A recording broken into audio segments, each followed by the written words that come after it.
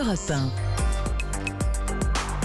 8h13 sur Europe 1. Bonjour Jérôme Jaffré. Bonjour. Bienvenue sur Europe 1. Vous êtes chercheur associé au CEVIPOF, le Centre d'études de la vie politique française, rattaché à Sciences Po. Tout à l'heure, Jérôme Jaffré, les syndicats vont défiler tous ensemble pour la fête du travail. Promesse de Laurent Berger de la CFDT, ce sera le plus gros 1er mai depuis 30 ou 40 ans. Alors, on va voir ce qu'on va voir, ou bien cette 13e manifestation unitaire des 13 membres de l'intersyndicale constitue le baroud d'honneur. C'est la question qu'on lit dans la presse depuis 3 jours. Quel est votre point de vue là-dessus, vous ? Écoutez, d'abord, c'est un événement incontestable, le 1er mai. D'abord parce qu'il y a l'unité syndicale et que ça ferme probablement la période de contestation du mouvement de retraite, sans être tout à fait un baroud d'honneur. C'est là où ma réponse est plus alambiquée que ce que vous souhaitez dans votre question. C'est-à-dire, au fond... mais on souffre la nuance. Il s'agit de mettre un marqueur au gouvernement, à Emmanuel Macron, et un marqueur qui dure tout le quinquennat. C'est-à-dire qu'au fond, le reproche d'avoir fait cette réforme des retraites contre l'avis et le souhait des Français, et sans arriver à la justifier suffisamment pour les Français, doit rester un marqueur. Et à ce moment-là, tout ce que vous faites après consiste à dire « ce gouvernement a fait une faute majeure et il doit maintenant subir toutes les conséquences durablement ». Et évidemment, toutes les oppositions politiques partagent cette façon de voir. Mais pas seulement. Regardez François Bayrou, hier dans les colonnes du journal du dimanche, ne dit pas autre chose. Il y a eu déficit d'explication, et c'est dit en substance le président du MoDem dans cette réforme des retraites de la part de l'exécutif. Grande sévérité, effectivement, de l'interview de François Bayrou, qui l'a dit à plusieurs reprises, que les choses étaient très mal emmanchées, que ce n'était pas comme ça qu'il fallait faire. Maintenant, si on est membre de la majorité, on ne peut pas pleurer éternellement sur le lait renversé. Mais quand on regarde cet après 1er mai, parce qu'effectivement, vous dites cette journée va marquer le calendrier d'une pierre blanche, d'une certaine manière, mais quand on regarde la suite, il y a plusieurs échéances attendues. Mercredi, ce sera la décision du Conseil constitutionnel sur le second référendum d'initiative partagée. Le 8 juin, ce sera ce projet de loi Lyotte visant à tenter d'abroger la réforme des retraites. On va continuer à feuilletonner comme ça, mais le mouvement ne va-t-il pas s'étioler finalement de semaine en semaine? Oui, mais il y a quelque chose de curieux et d'inédit profondément. Voilà une loi qui est adoptée, alors dans des conditions avec le 49.3, mais promulguée, qui rentre en vigueur, et il y a toute une partie du pays qui considère que la loi n'existe pas. Et qui continue de demander, par exemple, à Emmanuel Macron, quand il se déplace, le retrait. Or, s'il y a une chose qu'Emmanuel Macron ne peut pas faire, c'est le retrait. Ce qu'une loi adoptée a fait, il faut une autre loi pour le modifier. Ça n'est pas Emmanuel Macron qui peut dire maintenant « je retire ma loi ». Sinon, c'est la monarchie absolue, c'est-à-dire qu'il n'y a plus aucun fonctionnement possible des institutions de façon démocratique. Et du coup, ça signifie derrière le fait qu'on puisse continuer à demander le retrait d'une loi votée, adoptée, promulguée, c'est que c'est la légitimité de la décision politique qui est mise en cause. Et ça sape profondément le système politique. C'est la première fois que je vois ça, normalement, dans des textes impopulaires du passé, vous aviez sous la 5e le fait que, après, on prend acte du fait que c'est voté et on passe à autre chose. Là, pas du tout. Effectivement, on continue le combat. Et donc, une des questions aussi, c'est pour 2027, est-ce que la question de revenir sur la réforme des retraites à la prochaine campagne présidentielle sera un moteur ou pas? Ça, c'est beaucoup moins évident. Alors, au mois de janvier, je vous relisais, Jérôme Jaffré, une tribune que vous publiez dans Le Figaro, et vous annonciez, vous prédisiez à l'époque, 3 mois en arrière donc, que la réforme des retraites pourrait reconfigurer le champ politique. Est-ce que vous diriez aujourd'hui, 1er mai, que c'est le cas? Et si oui, cette reconfiguration, à quoi ressemble-t-elle?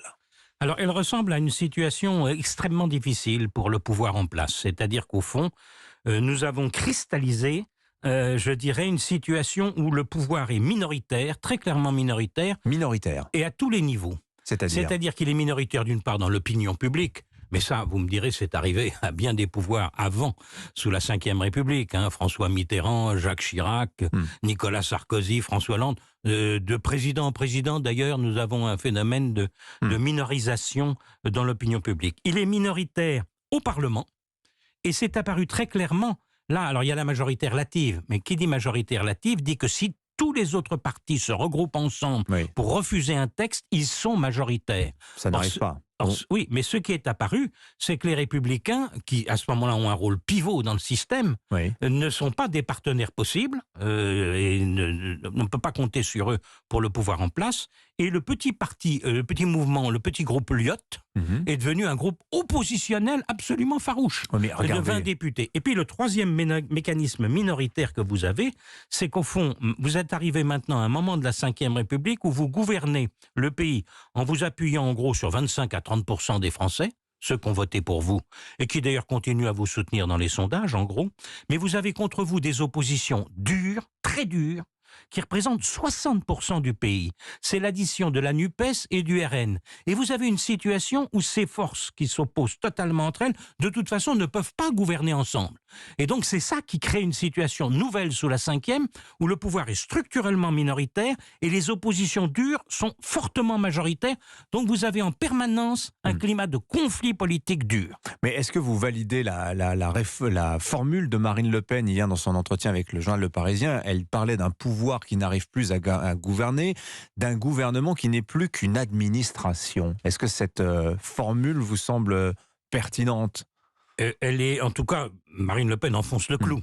Oui. C'est évidemment son jeu. Parce qu'on pourrait opposer quand même à cela que, malgré tout, Elisabeth Borne, en un an, c'est 24 lois adoptées sans passer par l'article 49.3, ce qui prouve qu'il y a des majorités de circonstances sur certaines idées, certains projets. Le problème d'un pouvoir minoritaire, si vous voulez, c'est ou bien vous êtes dans l'immobilisme politique.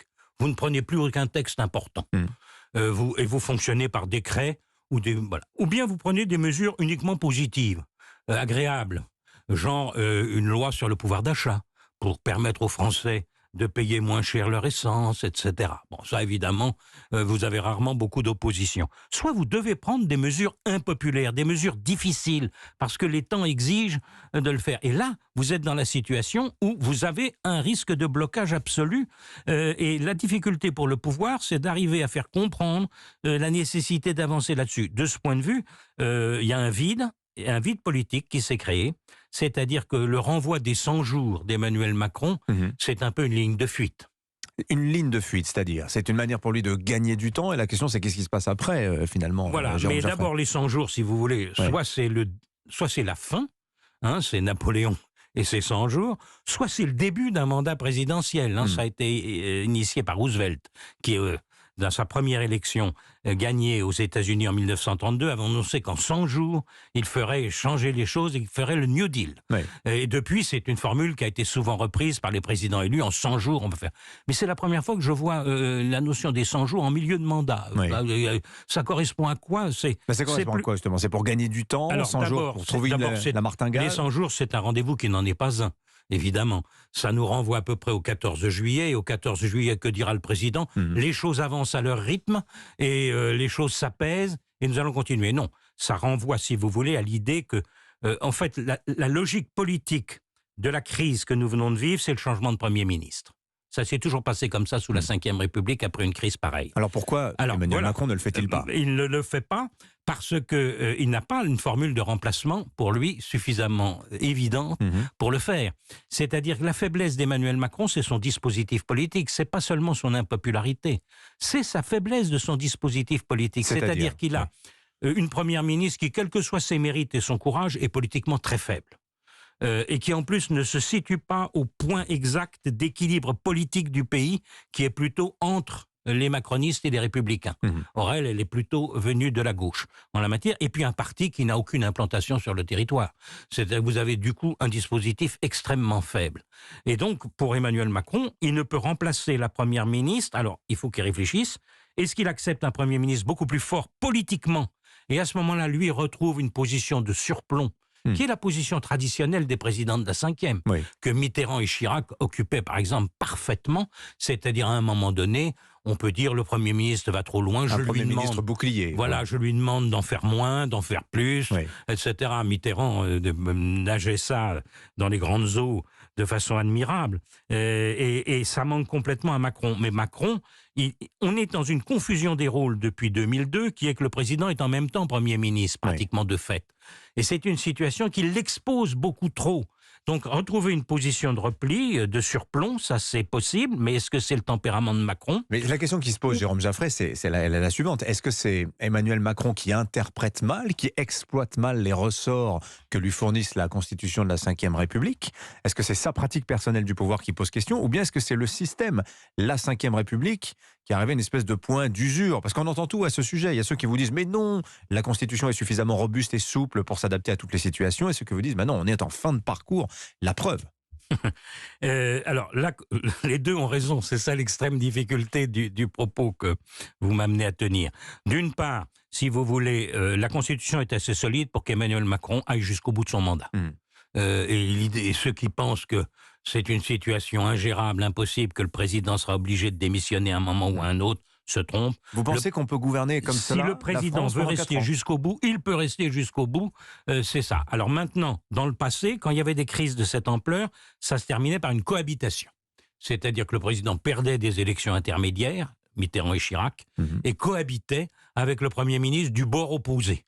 Ça n'est plus possible, cette situation, parce que nous avons des blocs extrêmes qui sont extrêmement forts, qui sont très forts, et qu'il n'y a pas d'élection intermédiaire qui se présente pour faire le changement. Donc vous avez une situation où, devant le blocage, c'est la question à terme, et assez vite probablement, du mode de scrutin qui se pose. Est-ce qu'il faut réviser le mode de scrutin d'élection des députés? Ça, c'est une question très importante. C'est-à-dire réviser le mode de scrutin. Aller vers la représentation proportionnelle, la faire adopter par l'Assemblée nationale. Je rappelle que le Rassemblement national, la France insoumise sont favorables à la proportionnelle. Tout à fait. La proportionnelle, qu'est-ce que ça représenterait comme avantage politique aujourd'hui? Ça représenterait l'avantage d'abord, en 2027, si les macronistes perdent le pouvoir, il pourrait rester des députés macronistes élus par la proportionnelle, alors qu'au scrutin majoritaire, ils seraient balayés.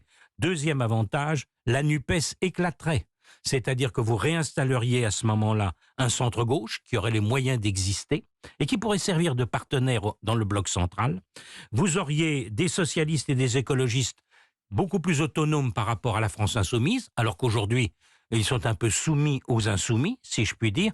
Et dernier élément, qui là n'est pas négligeable, si Marine Le Pen est élue présidente de la République en 2027, une représentation proportionnelle pour élire les députés l'empêchera à coup sûr d'avoir une majorité absolue de députés RN à l'Assemblée et donc de devoir partager le pouvoir. La grande question derrière la proportionnelle, c'est le partage du pouvoir et de refaire exister un centre-gauche et un centre-droit pouvant servir de partenaires possibles. Car le drame du macronisme aujourd'hui, c'est qu'il n'a plus de partenaires possibles. Alors là, on tire un peu des bandes, puisque ça supposerait une réforme du mode de scrutin. On n'en est pas là, Jérôme Jaffray. Adoption par une loi simple. Il suffit de faire voter une loi simple.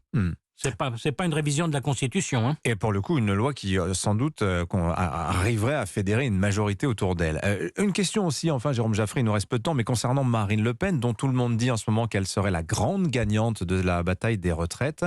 Dans Le Figaro, toujours, où vous écriviez la semaine dernière, vous étiez interviewé, vous dites... Marine Le Pen paraît vouloir proposer une sorte de présidence bonasse. Alors j'aimerais vous demander une explication de cette expression, et puis peut-être d'abord tout simplement, est-ce qu'effectivement vous considérez qu'elle est la grande gagnante de la situation actuelle? D'abord, chacun à peu près a travaillé pour elle dans la période écoulée. Macron, la brutalité de la réforme telle qu'elle a été menée, les Républicains, leur incohérence, et la France insoumise, les débordements à l'Assemblée, l'obstruction, fait qu'au total... Elle s'en est sortie finalement le mieux de toute cette période et un peu comme une sorte de vengeance possible pour les électeurs sur Macron et sur les élites. Alors la présidence bonasse, dont vous me parlez, évidemment le propos n'a rien d'injurieux. Il s'agit d'une présidence bonasse, une expression qu'on employait pour qualifier Vincent Auriol, président sous la 4e République. Un président aimable, qui aime tout le monde et qui ne cherche qu'à faire que ce que veut le peuple.